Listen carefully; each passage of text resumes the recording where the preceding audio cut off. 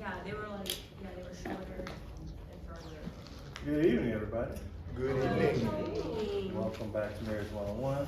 And we have very special people here, Jeff and Kristi Hickman. Glad to be here.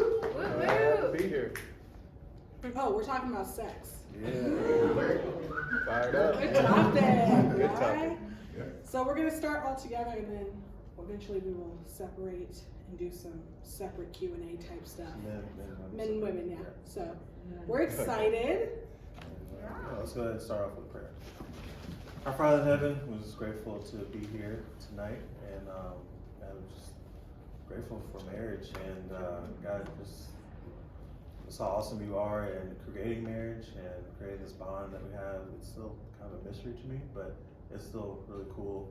And God, thank you for the Hickmans for being here, spending their time on this Saturday night to talk to us about sex and intimacy.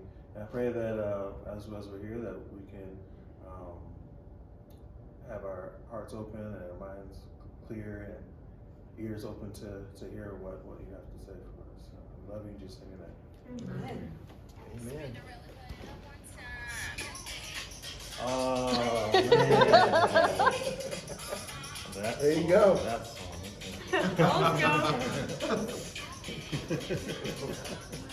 Before most of them were born, I guess. I can't stop it. No need. Hey, I'm trying, but I can't. Thank you. Fired up. Thanks for having us. We love this. This is good stuff. So how long has everybody been married? 9 months. 9 months. 2.5. 2.5. 2.5. What about 8 months. 8 months. 2 months. 2 months. Yeah. What about back row? Dex, what do you? We've been married 7 years. 7? But we try to keep it fresh. Hey, I love that. I mean, that is good stuff. So, small groups, this is good. So, I mean, we've been married, 22 years.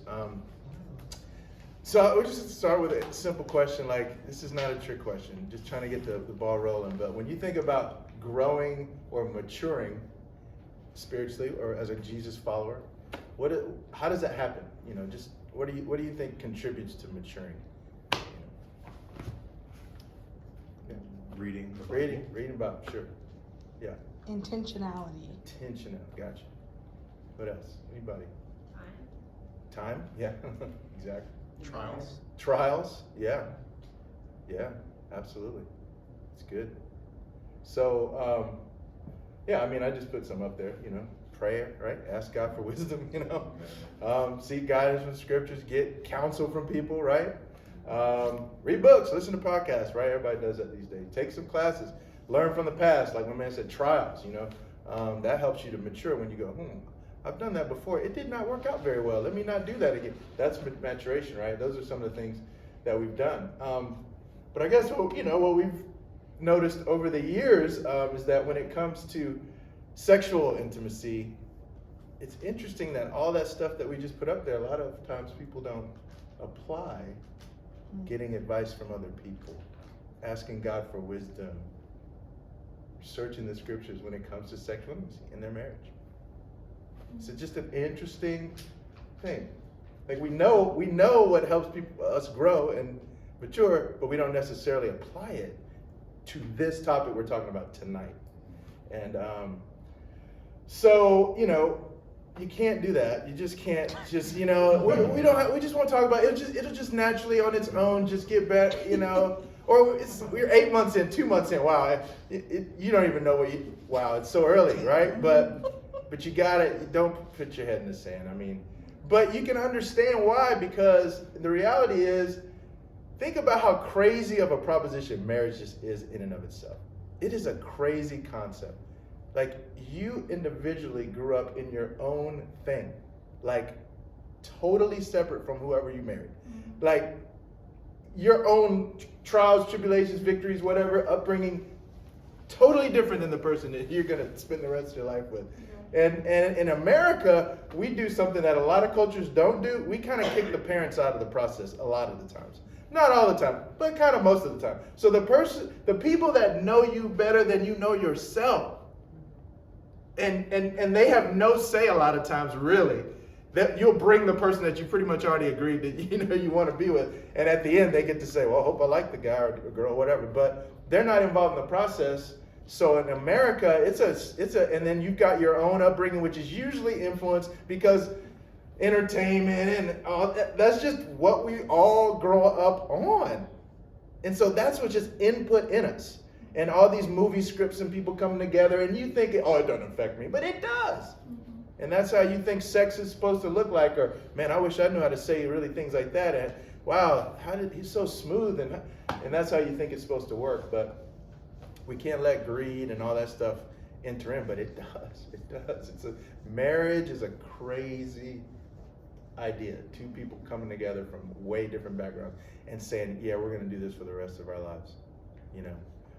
So it's okay to be like, kind of like, it's kind of crazy, but you got to remember that you got, like we always say, the main thing is to keep the main thing the main thing.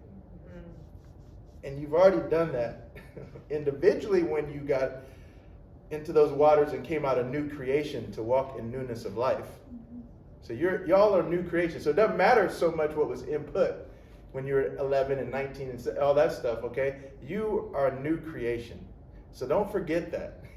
Don't forget that the indwelling spirit, the same spirit that when God said, let there be, when there was chaos, there was, that spirit has somehow changed you and transformed you from who you used to be. So don't forget that. Don't forget that you've agreed that there is a worldview from the Bible and Jesus and things like love are real to you. You've already chosen that is the highest ethic, so to speak, that you can aspire to. Is self-sacrificial love. You both agreed to that, right? Don't forget that. That helps you. So a lot of people haven't agreed to that. Forgiveness is a big thing in a Christian marriage. Loyalty and stuff like that. So you've already pledged allegiance to Jesus individually, then you've come together and pledged allegiance to one another. That's the main thing. Don't forget that, right? And so that's kind of the beginning place. We thought, before we kind of dive off into a bunch of other practicals and stuff, we got to keep the main thing the main thing. Mm-hmm. You want great sex, great sexual intimacy, you better be spiritual. Like, seriously. Of the Spirit. You have got to have a relationship with the Holy Spirit. You have to daily surrender to the leadership of the Holy Spirit. If you can't do that, you are kidding yourselves, when it comes to having a great sexual relationship. You are a spiritual being more than you're a physical being. Don't forget that. Right? The biblical truth is that you are a spiritual being having a physical experience. You're not made to be a physical being just having like spiritual experience. That's not who you are. So be spiritual. And don't forget these passages, right? Those who live according to the flesh set their minds on the things of the flesh, but those who live according to the Spirit set their minds on things of the Spirit. To set the mind on the flesh is death, but to set the mind on the Spirit is life and peace. And we know what he says in Galatians 5 about the fruit of the Spirit, right? You don't want to live out the desires of your flesh, right? They're in opposition to the Spirit. I mean, in your bedroom, don't you want things like love, joy, peace, patience, kindness, generosity, faithfulness, gentleness, self-control? I mean, that's what I want, right? And I know you want that. But don't fool yourself. God will not be mocked, right? Be spiritual. And here's the deal. When the Bible says the two become one, that's mysterious. I think you used the word mystery. The Bible says marriage is kind of mysterious, right? There's this element of we're showing the world the relationship between Jesus and the church and all that. That's kind of like, okay, I kind of get that. But then he's just saying it's kind of mysterious. Two become one. And quite honestly, yes, the sex act, there's an aspect of it where you are connected, right? And it feels like you are kind of one body, But it's a spiritual thing too. The two become one. So here's the deal. If you have low-grade resentment in your marriage, it's going to show up in the bedroom. If you lack forgiveness, if you have a lot of pride, really massively defensive, a lot of anger stored up, it's going to show up in your sex life. And it should, because it's a spiritual world. Okay? And don't fool yourself. That is the stuff that can get in the way of your sex life. These things are connected. They should be connected.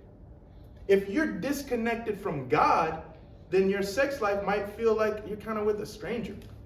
Or like, man, there's no passion here. Well, yeah, because there's a connection between your spiritual life and what happens in the bedroom. Here's something else to think about. If you say, yeah, well, we argue a lot, and yeah, I mean, I'm kind of disconnected with God, and, we got a lot of issues, and we kind of don't see eye to eye on pretty much everything, but man, our sex is awesome. That's actually worse. That's worse. Because you know what that means? That means that the connection spiritually with each other is so jacked up that you can still enjoy the sex. Wow, that's even scarier. So basically then you could just have sex with a stranger, because as long as they're good in bed, that's good. That's all you really need. You're just there taken. That's scarier, I'm telling you. You want good stuff happening in that bedroom? Spirituality, connection to God of the Spirit is huge, huge. So did you want to add anything on that one before? Because you're going to talk more on this next one. So Queen Kiki is going to speak a little bit more about marital intimacy is a perpetual gift. Yes. And I just think if you look at intimacy in your marriage as a gift from God, then it's just a whole mindset. It's a whole mindset with looking at it that way, that it's an attitude. It's an attitude. And really in every area of life, you should have this, wow, this is a gift from God that I get to unwrap and enjoy today. Thank you. Wow, this is a gift from God that I get to unwrap and enjoy today. Intimacy is just a gift from God that I get to unwrap and enjoy today, tonight, tomorrow, whenever. And if you think about the appropriate way to receive a gift, if you're, if someone gave you, I don't know, you're a kid and someone gave you a trip to Disneyland, you'd be so excited. You probably wouldn't like standing in the lines and this, that, or the other, but you just, thank you so, oh my gosh, Or like as an adult, someone gave you a trip to Italy or Greece or whatever, just this great vacation. You just, the attitude with which you would receive that, you wouldn't be the whole time, well, I would like it better if we could have eaten at this restaurant, or this trip would have been better if this, or you would not have that entitled, attitude. You would be just an appropriate attitude to receiving a gift. And I think that with intimacy, that's how we need to look at it. And the great thing about this is that it keeps on giving. Now that you're in marriage, you have this gift to continue to unwrap the rest of your days, the rest of your time together. It's not like a 14-year-old opening a Lego set at Christmas and then 7 years later it's like, oh, let me throw that away. Like I don't enjoy Legos anymore. Your intimacy changes with you as you grow as a couple. So it's different at 2 months, and it's different at 8 months, and it's different at 5 years and 7 years, and it's different again at 22 years. Like it grows and it changes, but all of it is adapting to like where you are in your life stage and where you are spiritually. And so it's just morphing and fluid, but it's a constant unwrapping of a gift from God. And if we just would view it that way, what else is I to say here? Oh yes, entitlement. I think entitlement spoils a gift. Just a bratty attitude, like what I described earlier. Some kid, you see some kid opening a present under the tree, and they're like, "Well, I like it, but I really want it." You'd be like, "What a brat!" It's like God has given us our spouses, and God has given us intimacy, and He's given us the chance to figure it out with our spouse for as many years. And like we hear the word grateful a lot, and so sometimes I think that can just be like it's not overused, but like to us, like we can be desensitized. So I think for me, if I can look at things such as intimacy with that idea of not just you need to be grateful, but just like this is a gift. Why would I not, and from God, why would I not unwrap it and enjoy it? And the cool thing is that as you grow and you get older, you go through different stages, you know, you find the next path. You find the next thing. Same as that you know, at 15, you're not going to be so excited about whatever you opened at 7 under the tree. But I guarantee you, every Christmas you've been alive, somebody's given you a gift that's appropriate to your age. So God's going to keep doing that in your sex life as you keep growing, not just age-wise, but spiritually, all of that kind of stuff. And so, you know, it's like you get to find the next path that's coming for your intimate life. And it's like a game within a gift. It's like 2 gifts.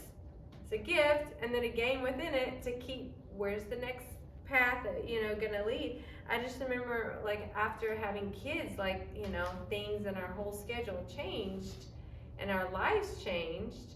And I just remember I'm thinking like, oh, Jeff looks so sexy doing the dishes right now.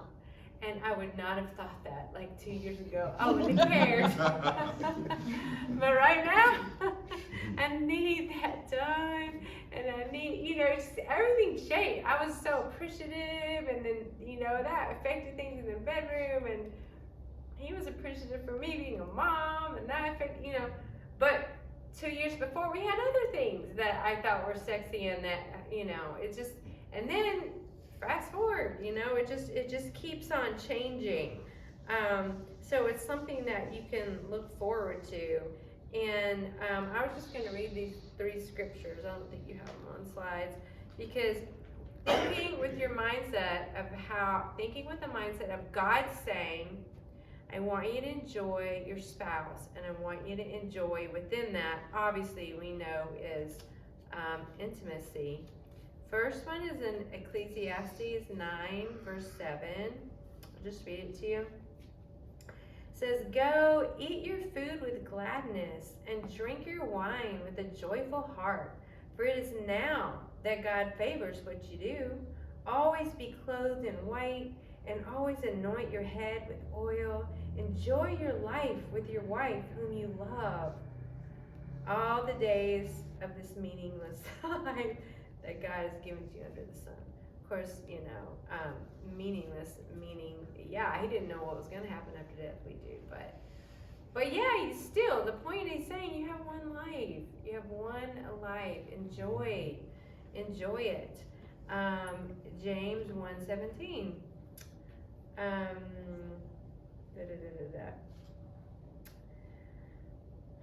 It's right there. Every good and perfect gift is from above, coming down from the Father of the heavenly lights, who does not change like shifting shadows. God doesn't change. He's not gonna take this gift away. This is a gift that God has given us. He has given us marriage. He's given us intimacy, and it is a gift from God. And we need to open it and enjoy it. And then, of course, you know, we all the ladies like Proverbs 18:22. He who finds a wife finds what is good and receives favor from the Lord. So, brothers, your wives are gifts to you. That's what God says. So, you should think of them as such. You know, I will say that make your time together a gift as far as your dates. Make them an event. Make your nights together when you plan ahead an event. Do all the things, all what helps me is if I know we have a date on Friday, I start making my playlist on Monday. And all week I'm like making my playlist of what we're gonna listen to in the car, we're driving, where we're going, whatever we're doing. And that way I'm already tuning in onto looking forward to intimacy like days before. So by the time it gets there, it's not like I'm just trying to turn some switch on, because I'm like, my heart is prepared for it. Because every date is a gift. So yes, that's my thing. Until we split up. Huh? Do you want to talk about fasting? Oh yeah. So there's, different practices that might come up for you through the years, right? One of us, I think I had COVID first, and then him, and that was the first time. And so there's a lot of, all the quarantining, many days. And we had not experienced that many days apart. So when we finally got to come back together, it was super powerful. It was awesome. Yes, it was. So Jeff was like, this is why it says in the Bible to fast and pray and then come back together. Like, who knew? How we missed it? We got to do this. We got to do this. We got to fast from time to time and then come back together. And thank you, COVID. Thank you, COVID. Because it did show us like, wow, this is such a gift. You could get in a rut or routine or whatever. This is such a gift. Mm-hmm. So ever since then, we've been doing that. And I used to scoff at having to be planned out. It needs to be spontaneous and passionate and blah, blah, blah. And now I'm totally the opposite. So you just don't, you're just going to be fluid as you go through your intimate life, and things will ebb and flow and change. But that has shown what a gift it is. And when you do that, I highly recommend doing that. Not all the time, but pick a number of days, whatever, and then you set your date, and then you look forward to it as a gift that whole time. You make your playlist, plan whatever you're gonna plan. Yeah. So that's one of our practices that we discovered just recently, and it's just, I highly recommend it. Yeah. And in that concept of a gift, I mean, think about, there's something really cool about something that's exclusive, if you get a painting and there's the only one or something, that's, you know what I mean? Like, there's certain things where like, or you get a VIP, whatever, I'm just saying, but just marriage, you gotta think of it that way. There's 3 billion other males, whatever, on this planet, whatever. But man, God's given me this human, and I get to be, no one else gets to see Kristi the way I get to see her. No one else gets to experience this with my spouse. I'm the only one.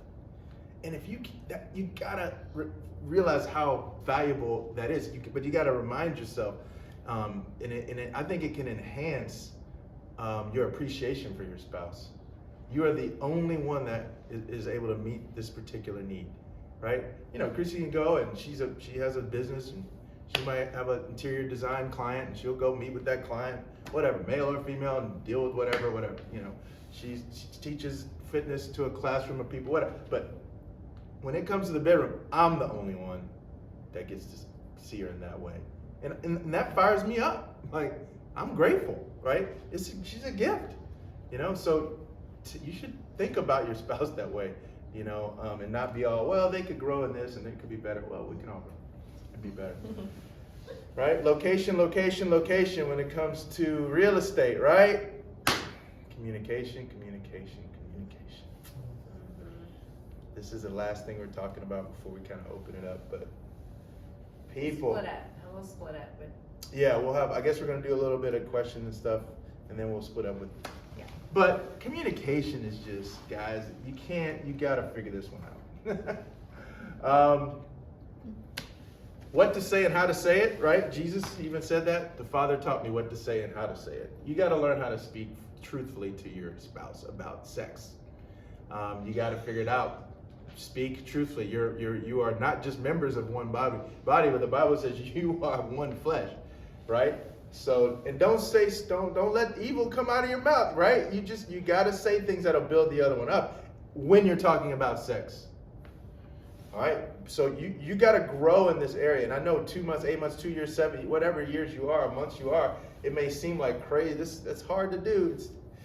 But gracious words are a honeycomb. Sweet to the soul and healing to the bones. It's a topic you need to be very gracious about. Because again, like we talked about earlier, you're two people you cannot have the same sexual past. It's impossible. You're coming at that aspect of the marriage from different places. So you got to talk it through. You can't just assume it's going to get great on its own, right? Good judgment proves that you're wise, and if you speak kindly, you can teach others. And that proverb in other translations says, if you speak, kind of gracious words, it increases the learning. So you can browbeat your spouse and force them to be what you want them to be in the bedroom, but I'm telling you, that's probably not going to get what you want. All right? So you got to figure out how to talk about this stuff. We were newly married, man. We were less than a year because we were still in Redondo, right? Yeah, less than a year. And so we were having all kind of problems. I mean, my wife just really needed to grow spiritually. No, we were, I was messing. I mean, we were just young married couples. I threw an orange at her one time. It was terrible. I mean, wow, we were just. Like hard enough, it splatted on the table. Yeah, I mean, just terrible. I mean, we were just not doing great, And so the couple getting with us was like, whatever, what's going on? And somehow we started talking about intimacy, and then they were like, so have you guys talked about it much? Like, do you even know, so Jeff, how often in a typical week do you think would be good to have sex with your wife? And I threw out my number. Yeah. And then, Kristi, what about you? And Kristi throws out her number. Now those two numbers were not equal. One number was 6, 7 days. Sure. The other was like every other day is cool, 3. Ish. So if you got one person that's expecting the marriage to have 6, 7 days, and then the other's 3-ish, that's a problem. And we didn't know that was a problem, but we were experiencing friction in our house, but we didn't. Here's a couple that have been around. Guys, you gotta talk about this stuff. You gotta. So it forced us to kind of, oh wow, I'm not meeting your need. You're not, we're missing each other in this area. And it seemed kind of weird to talk about and all that, because again, it's a taboo subject in this country. People just don't want to talk about it. It's like one of the last things, it's one of the least talked about things. But you have so many expectations. You really do. You have a ton, whether you want to admit it or not, you've got a ton of expectations. So how do you talk to each other about it? I had to weave in a Philippians scripture since we were talking about it, right? You got to have the mindset of Jesus. You got to have humility. I'm telling you, right?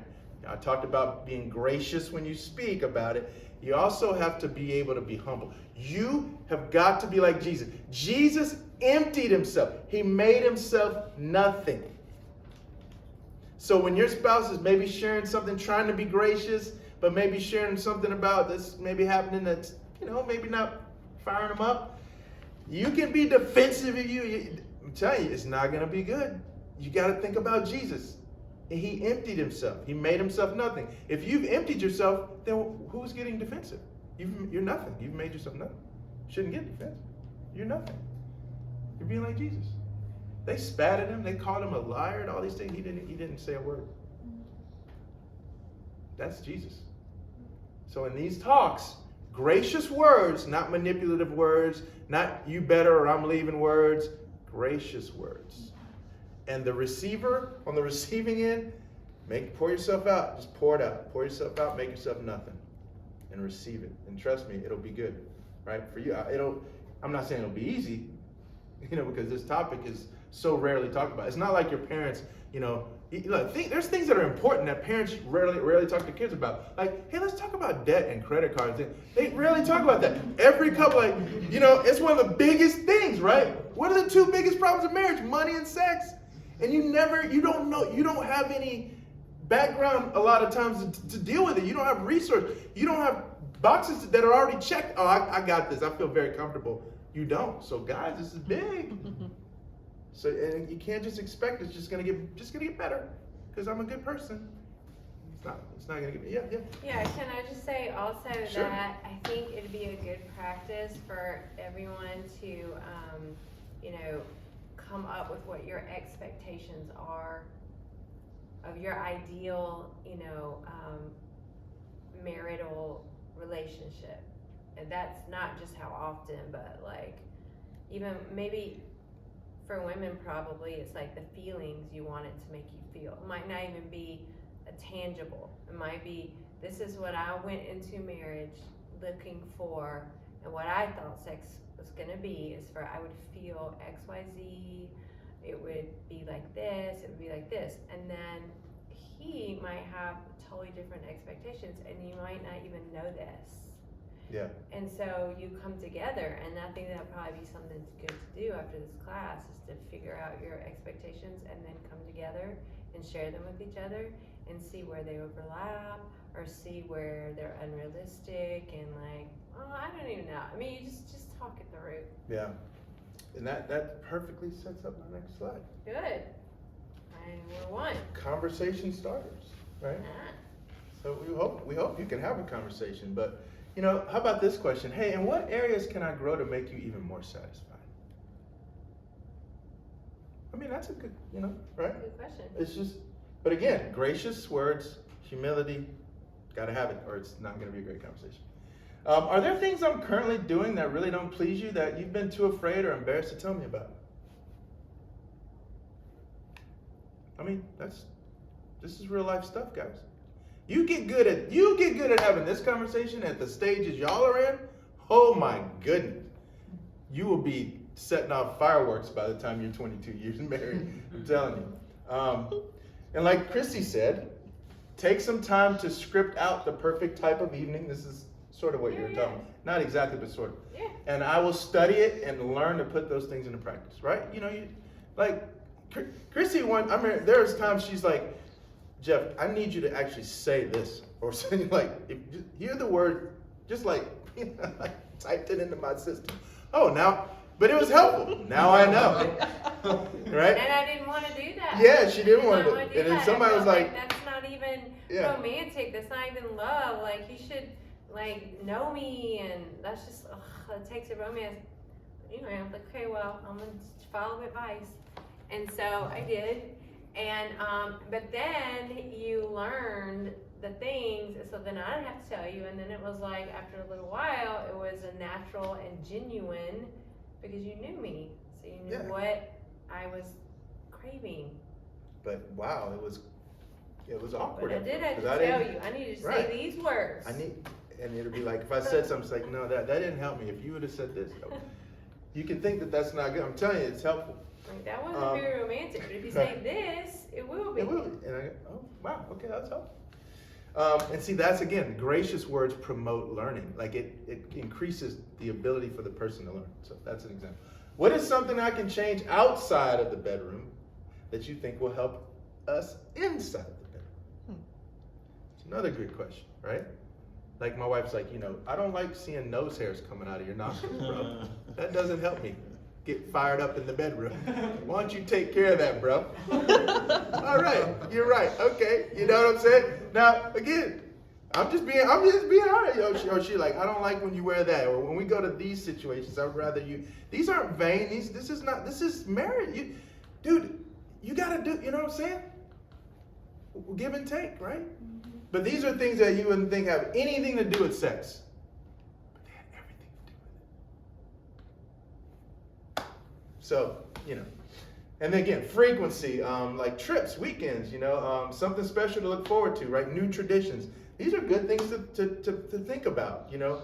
You might sock $20 a paycheck away and say in 3 years we're going to use that money and go somewhere. I don't know, whatever.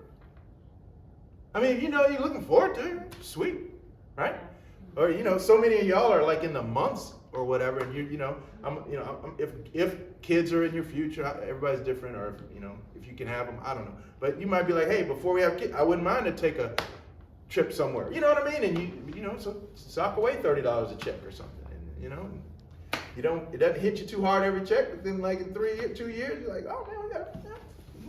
a couple plane tickets, we knock this thing out, right? And make it awesome, you know, something to look forward to, right? So, and new traditions, right? Figure it out, you know, do your thing. So these are just some, I mean, we only had like, you know, short amount of time. These are just some of the bigger things that we thought could help kind of at the earlier stages and set you guys up for maybe some good stuff in the future. But so we're gonna open it up for questions, and then the guys can go, because we got other stuff that we can talk about. No, we're going. Oh yeah, you were standing here, you're going, yeah.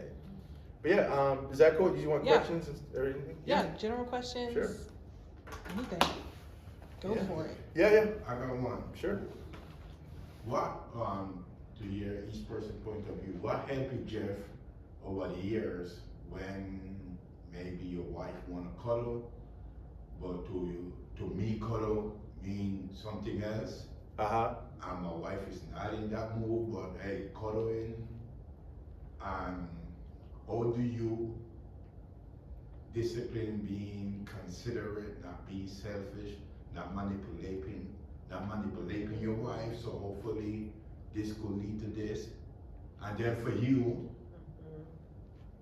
how does that make you feel if every time you cuddle with your husband, it gotta lead to sex, right? What can he do to encourage you to not make you feel like, man? Second question. Can I answer first?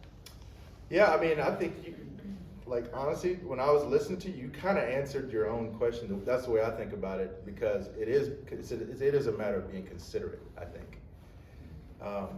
And we'll talk about this even when we get together, the guys too, but it's thinking of the other person's needs above your own. That's not Jeff, that's Bible, that's Jesus. You know, if you're constantly considering her needs even more valuable than your own, imagine if she's doing the same thing. That's Christian marriage. That's how valuable this is. It changes the world if we do it right. And so you just have to, I think, you have to learn how to be considerate, and you just have to realize, sometimes you have to, not only do you need to figure out how to be the best cuddler that doesn't lead to sex guy ever. Like that, in my opinion, that's what you need to figure out. You need to study that, because she obviously, that means something to her. You're the only guy on the planet she can cuddle with. You're the only guy she can cuddle with. Make it awesome for her. So remove the whole, try to remove the, all right, well, if I'm doing this, you better, I mean, hey, I've been calling for like 8-9 minutes, bro. It's about time to pop off here in a minute. Right, right? And I'd be willing to bet if you became the best cuddler that you could be 2, 3, 4 years from now, bro. That's all I'm saying. Trust me. I don't know, what do you think? No, I completely agree. And when Jeff will just be affectionate with me, it makes me feel safe. It makes me feel healed from whatever it is that is hurting me. Maybe it's just stress, maybe it's just life, maybe it's just living in a carnal world where I feel the need to be cuddled and protected. And like you said, he's the only one that can do that. So when he can do that, and it's not a sexual thing, but it's just love, it is like having a mom and a dad and a best friend and a husband and God all hugging you at the same time. That's a good description. That's good. Yeah. Anybody else? Yeah.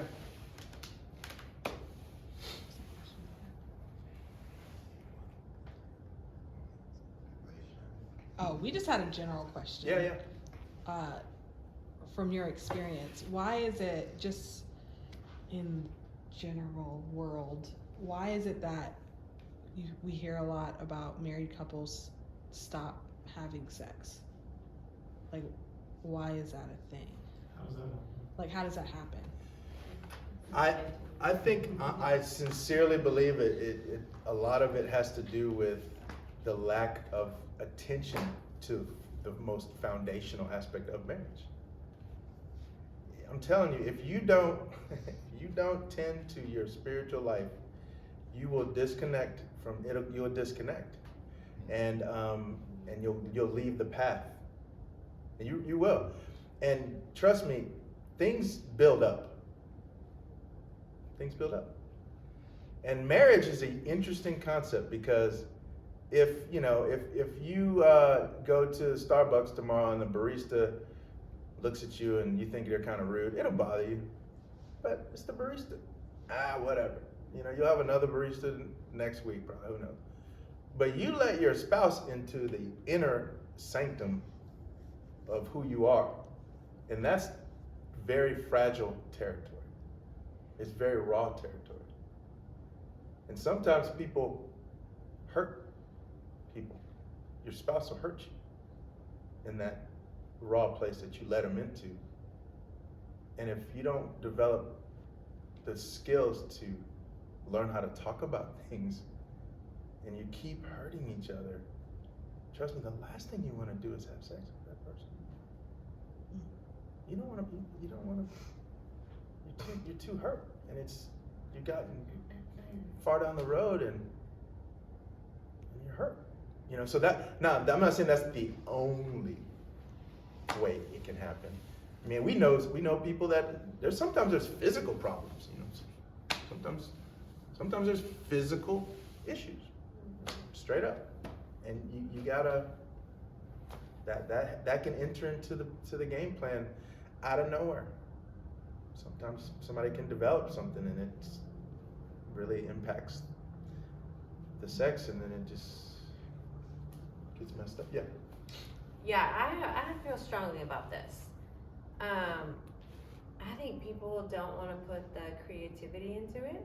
They don't want to put the focus into it. They don't want to put the work into it. They don't want to figure out. I mean, outside of our relationship with God, our intimate life is like probably tied with our kids for our number one focus. Like, you have to focus on it. Like, you have to God's given you this gift. You just can unwrap and enjoy it, but you have to give it creativity and you have to think it's important. I just think a lot of people, Satan fools to think it's not important. And, they're disciples and loving God and, serving God, but living half of the enjoyment they could be having in their life. Without the inspiration, without the fun, without all that stuff that just comes from intimacy, the gift of intimacy, the gift of sex. It really provides a lot of, a million different things. And so X and Y, brother and sisters, somehow think they don't need that, and I guess you don't to make it to heaven. But it's like they're living a black and white marriage, and it could be color, like wine. Because Satan wants you to. Because then you miss on half of the encouragement God's trying to give you before you have to go through trials. Like, one of the biggest encouragement you should have is to go into the bedroom with your spouse. Kids are going to disappoint you. Life is going to disappoint you. So I just feel like a lot of people quit without putting in the work.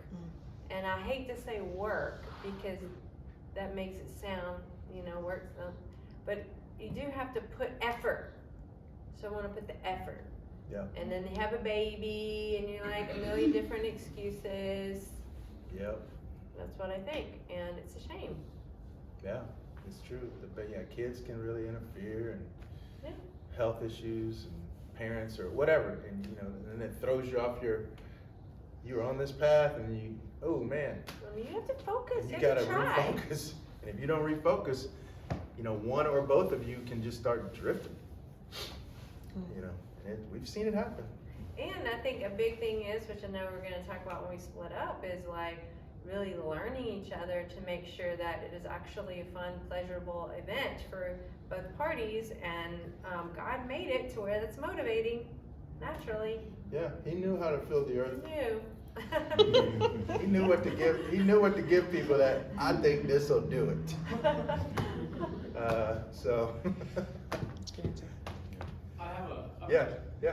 From the whole newly married perspective, Mm-hmm. and it's not really a very direct question. It's more, I guess, just I'll say it and then speak to whatever comes to y'all's mind. But the path that we were in is like, sex is for marriage. So you're not married yet, so don't entertain a lot with that. And then you're married, and it's like, do whatever you want. right. Yeah. There's like a big shift right there. Right. And so maybe kind of speak a little bit to that. Yeah. It's true. Yeah, it's so true. It's so true. And just like anything, I think that depending on your dynamic, that can be really earth-shattering. I mean, we've heard of stories where people on their wedding night Can't make the switch. they can't. One person's in the bathroom crying, and they had premarital counseling, they had all this stuff, but it was just the reality of the moment just was like overwhelming, right? So I get, that can happen, right? And so that is why it's so important to learn how to talk about this.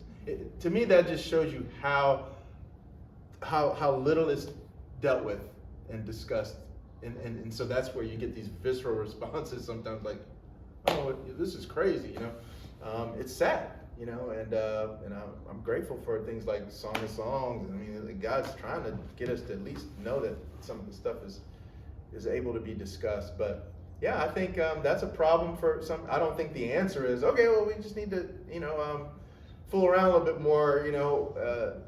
I don't think that's the answer. To me, that's probably swinging the pendulum a little too far the other way. But I think that there are probably ways that a couple can have meaningful discussions about sexual expectations before marriage that can prepare them. And I'm not saying that's the same for every couple either. And again, people are complicated, right? I mean, how many of the percentage of women that you know in the church, how many have been even sexually abused? Huh. I mean, I feel like the majority, but that's probably overstating, but I mean, at least half. At least, just think about that, just that one thought. And so they got tapes and triggers, and you might have absolutely no idea. And then all of a sudden it's like, you're like, hey, I'm ready, and they're like, that can happen, right? And if there's absolutely no conversation at all before marriage, I think that is bad, honestly. So I don't know if I'm subscribing to the, whatever you do, don't talk about it, it'll make them struggle, or it'll make her struggle. I don't know if that's the greatest approach, personally. And I don't think it should be the night before the wedding or something either. Like, okay, now we've waited, so now you don't struggle. So we're gonna tell you all this stuff like right before. All right, it's like Terrifying. then it's like a golf swing. Okay, pretend like you're then you're like, what am I doing? You got so many thoughts in your head, and that's not good, right? And so I think there's probably a way that even as a fellowship of believers and Christ followers, we can learn how to prepare people for that very important aspect of the married life, so that they aren't feeling like they're going from like 0 to like Mach 5 just because they had a really pretty ceremony and a meal, and now it's like, okay, I think for people that are in that situation, find themselves in that situation, I just think it's beautiful how God makes everyone's story different. So however slow it may look to this person over here, that's what you have, you and your spouse, and that's how you guys feel. I'm not saying you guys, but in general, it's how you guys feel, and and what a beautiful thing to just baby step by baby step, and like God's blessing you, and that's where I think in a situation like that, you talk about your expectations and figure that out, and then I just think we do ourselves such a disservice to compare, whether it's individually compare or compare with other couples, compare with other marriages. Like every couple's different, every sex life is gonna be different, every journey is gonna look different, So I don't even think it's necessarily a bad thing. It's just like God's like, okay, you're gonna start this way and work it out. It's gonna be a beautiful working it out. These people over here live some crazy lives, and they're starting over here, and there's different struggles with that are equal, but the sex life looks different maybe. Yeah. And I think, you know, you reminded me, I think we got to remember Emmanuel is not just for Christmas. You know, God with us. And I think God is with every married couple. And that's given themselves to the, and he will walk you through the valley of the shadow of struggle, whatever. He's the God that walks with his people through their stuff. And so that's an opportunity to reach out for God in a unique way. I'm sorry, honey. No. I can just say that, you know, after I was newly married, and then it happened again after I had a baby. Like I understood this different part of God that I was like, wow, what a gift. I mean, what a gift. Because now with the baby, I understood the love of the Father like I never had understood before. And after we got married, I understand the love of Jesus like I had never understood before. Just a feeling of just someone right there in the flesh, like protecting me, spiritual, kind of walking with me, Emmanuel, you know, walking with me. And it was just really cool. And I was like, wow, I never would have, this enhanced and made my relationship with Jesus so much deeper because I got married. Now, I'm not saying it's better to be married at all. I know God has different, ways that if you're single in the church, he's giving you equal than what I got. But I'm just saying, it's pretty cool if your husband's like the head of your household and you believe that. It is so cool to be like, wow, this is like, this is what Jesus' love is like. So, Emmanuel with us is what made me think of that. Mm-hmm. I don't know if that answers that. Well, it's kind of a tangent of Oh no, I mean Emmanuel, both of us. but, Just if that helps, hopefully it helps. I know we need to split up, but I have another question. Sure. I keep going back and forth. Should I ask this question? But I'm just gonna ask it. What if there is something in the bedroom that your spouse really enjoys that maybe the other person is not comfortable with or does not like? Mm-hmm. What would your advice be to both parties? And I would say the first thing would be to kind of demystify that's very normal. Like, in other words, people don't have to feel like there's something wrong with our marriage because of it. That's the first thing, it's okay. That happens a lot. So I think that's the first thing that kind of can help marriages, And so, and by the same token, I will say this too, people change over time, and you need to give each other room to do that, okay? And so, I would hope that the spouse, to me, if it's making you stumble, we gotta get, I wouldn't wanna do something that, if we both can't enjoy it, we gotta take, that's not great, right? It's one thing to say, that's not my favorite thing, but I'll do, that's one thing, but it was like, I'm just not there. Okay, well then I would be like, well, we're not doing that. I mean, that's me, because that's what I see in kind of the Christian response to me, is to think of the other person's need even above my own, right? So that's kind of the way I would approach it. But I would also say to that other, I'm throwing this out there for you, all of you, but one day the one person might not feel that way too, because I'm telling you, things change over the years, and y'all are in a lifelong relationship. So that's the beauty of it, so whatever that thing is today might be something that's not a big deal to you in 6 years, 4 months, whatever it might be, But that's what would you do? I don't know. How no, would you? I agree. Cool. Well, thank you guys. Yeah, Yeah. appreciate it. Cool. So we'll do a little. The women are gonna go out there in the luxury, Yes, and we're gonna hang out here. yes.